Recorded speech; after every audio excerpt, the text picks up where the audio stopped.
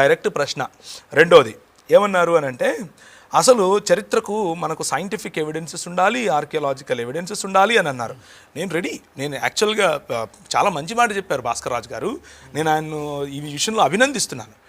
రాముడు గారికి archaeological evidence చూపించాలి, రాముడికి చరిత్ర చూపించాలి, రాముడు ఎప్పుడు ఎక్కడ ఎలా పుట్టాడో చూపించాలి, అందులో రామాయణంలో రాసిన చాలా విషయాలు చెప్పాలి. ఈయనేం చెప్పారు అని అంటే, ఇంతకుముందు జాతక కథలు ఉన్నాయండి, జాతక కథల్లో కూడా రాముడు ఉన్నాడు అన్నారు. కాకపోతే ఈ మరి భాస్కర్ రాజు గారికి మరి తెలిసి అన్నారో తెలియక అన్నారో తెలియదు కానీ జాతక కథల్లో ఉన్న రాముడు సీత అన్న చెల్లెళ్ళండి. ఓకే. జాతక కథల్లో ఉన్న రాముడు సీత అన్న చెల్లెళ్ళు. అదంతా చెప్పిన తర్వాత బుద్ధుడు ఏమంటాడు అని అంటే, ఇది ఒక కాల్పనిక కథ, అందులో రాముడు నేనే అని చెప్తాడు.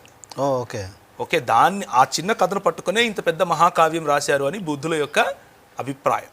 Okay right. దేర్ఫోర్ మనం ఏదైనా చెప్పేటప్పుడు కొంచెం ఆలోచన చెప్తే కూడా బాగుంటుందని నా అభిప్రాయం.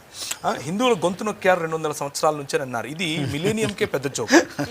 ఇది కేవలం ఈ సంవత్సరానికే కాదు, మిలేనియంకే పెద్ద జోక్. ఎందుకంటే గొంతు నొక్కటం నేర్పింది ఈ ప్రపంచానికి హైందవ్యం.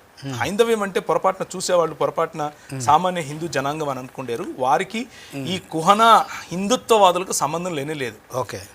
హైందవులు ఈ రోజుకు మా బంధువులు ఉన్నారు, వాళ్ళతో పెళ్లిళ్ళు అవుతాయి, వాళ్ళ పేరెంటాలకు వెళ్తాం, వాళ్ళు మా ఇంట్లోకి వస్తారు, ప్రార్థనలకు వస్తారు, సహేతుకంగా మాట్లాడుకుంటాం, ఒకరినొకరం అభినందించుకుంటాం. వారి పండుగలకు నేను అభినందిస్తాను, మా పండుగలకు వాళ్ళు అభినందిస్తారు. వాళ్ళతో ఇబ్బంది లేనే లేదు. నేను ఎవరిని హిందుత్వవాదులు అని అంటున్నానంటే, ఎవరినైతే ఈ దేశంలో గోల్వాల్కర్ యొక్క భావజాలం, సావర్కర్ యొక్క భావజాలం తీసుకుని దేశంలో 2 దేశాలు ఉన్నాయి అని ప్రతిపాదించారో, దాని కారణంగా పాకిస్తాన్ ఏర్పడిందో ఆ హిందుత్వవాదం గురించి మాట్లాడుతున్నాను. ఏ హిందుత్వవాదం కారణంగా అయితే ఆఫ్ఘనిస్తాన్ మన నుంచి విడిపోయిందో వారి గురించి మాట్లాడుతున్నాను.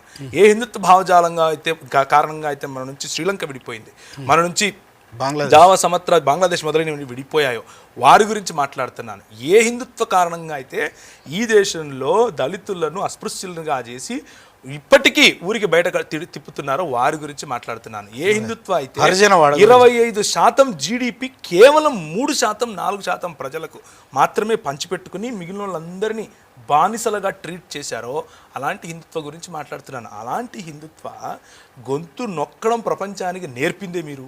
ఓకే.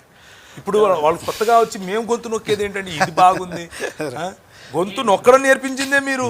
చరిత్రను తిరగరాస్తారు, సైన్స్ను తిరగరాస్తారు, మీడియాను కొనుక్కుంటారు. ఈ రోజు ఉన్నటువంటి మీడియా గొంతు నొక్కింది ఎవరు? ఈరోజు